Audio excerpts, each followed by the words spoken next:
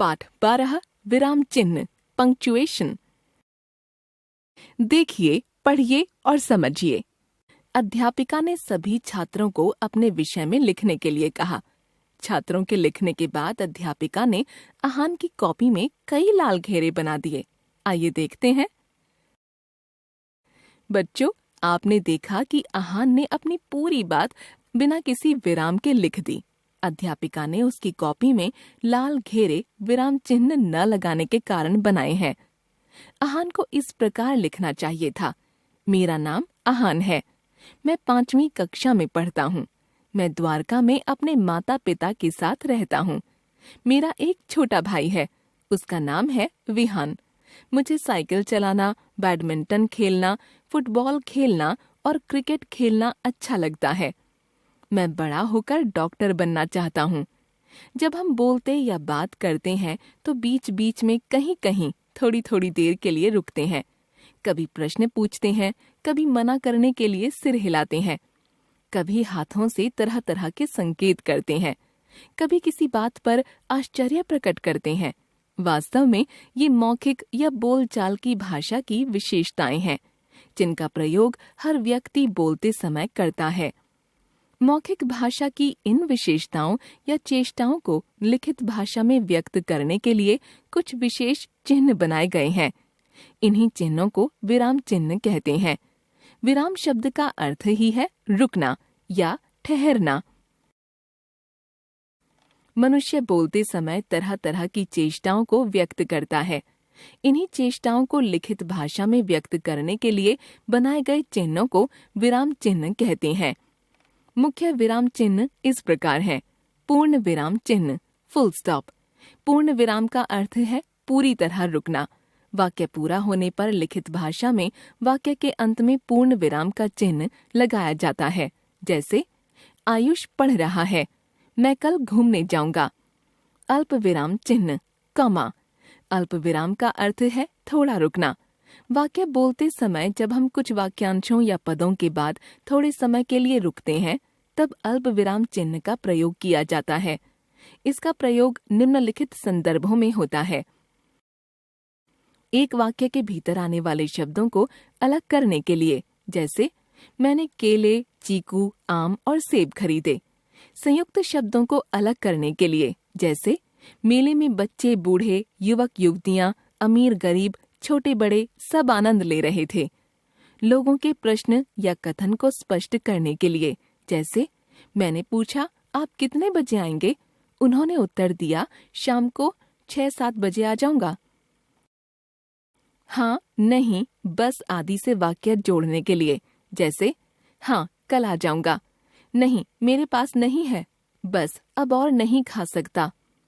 संबोधन के लिए, मोहन यहाँ आओ। बच्चों, जरा शांत रहो। वाक्य के बीच में जो और इसके रूपों से आरंभ होने वाले उपवाक्य के पहले, वह लड़का जो कल यहाँ आया था आज वापस चला गया है। वह लड़की जिसने कल गाना गाया था आज स्कूल नहीं आई है।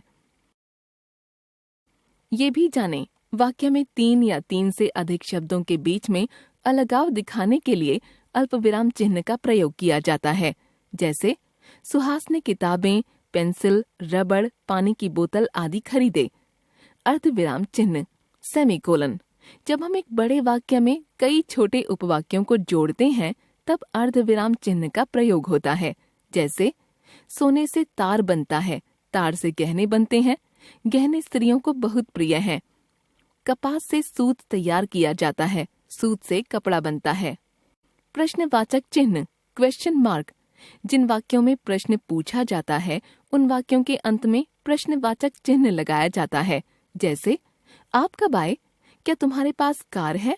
क्या वे लोग अंदर हैं? विस्मयादि बोधक चिन्ह, एक्सक्लेमेटरी साइन। सुख, दुख, घृणा, आश्चर्य, शोक आदि भावों को प्रकट करने वाले वाक्यों के अंत में विस्मयादि बोधक चिन्ह का प्रयोग किया जाता है। जैसे उद्गार वाली उक्तियों के साथ, छी, यहाँ कितनी गंदगी है। प्रशंसा, वाह, शाबाश, आश्चर्य, अरे, दुख, हाय। एक शब्द में संबोधन के लिए, ए मोहन, हे भगवान। विस्मय वाले वाक्यों के लिए प्रशंसा, कितने अच्छे अंकों के साथ उत्तीर्ण हुए हो। निंदा, कैसा बेवकूफ लड़का है। आश्चर्य, क्या बढ़िया मकान बन रहा है। ये वाक्य प्रायः कितना, कैसा या क्या आदि से शुरू होते हैं। निर्देशक चिन्ह डैश, इसका प्रयोग निम्न प्रकार से किया जाता है। वाक्य के अंत में दिए गए उदाहरणों से पहले सांप कई तरह के होते हैं, नाग, करैत, दुमुहा आदि। अपनी बात को उदाहरण या विवरण से स्पष्ट करने के लिए तुम उन्नति करो अपनी मेहनत और ईमानदारी से। बातचीत में कथन के लिए लड़का, बचाओ बचाओ। योजक चिन्ह हाइफन, इस चिन्ह का प्रयोग शब्द युग्मों के मध्य किया जाता है, जैसे माता पिता, दिन रात, दाल चावल, छोटा बड़ा इत्यादि।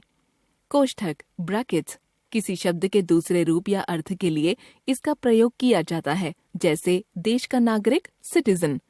उद्धरण चिन्ह इन्वर्टेड कॉमास, उद्धरण चिन्ह गहरे तथा दोहरे दो प्रकार के होते हैं।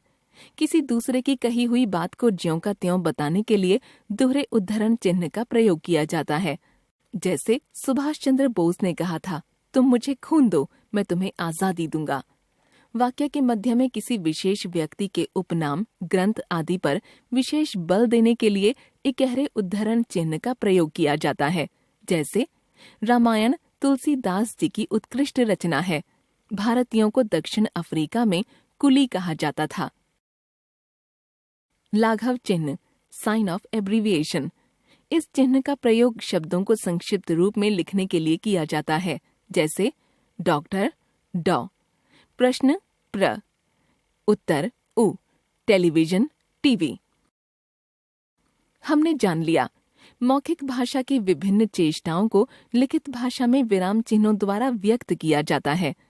विराम चिन्हों के भेद हैं पूर्ण विराम, अल्प विराम, अर्ध विराम, प्रश्नवाचक चिन्ह, विस्मयादि बोधक चिन्ह, निर्देशक चिन्ह, योजक चिन्ह, कोष्ठक, उद्धरण चिन्ह, लाघव चिन्ह। विराम चिन्हों के प्रयोग से लिखित भाषा सुगठित होती है।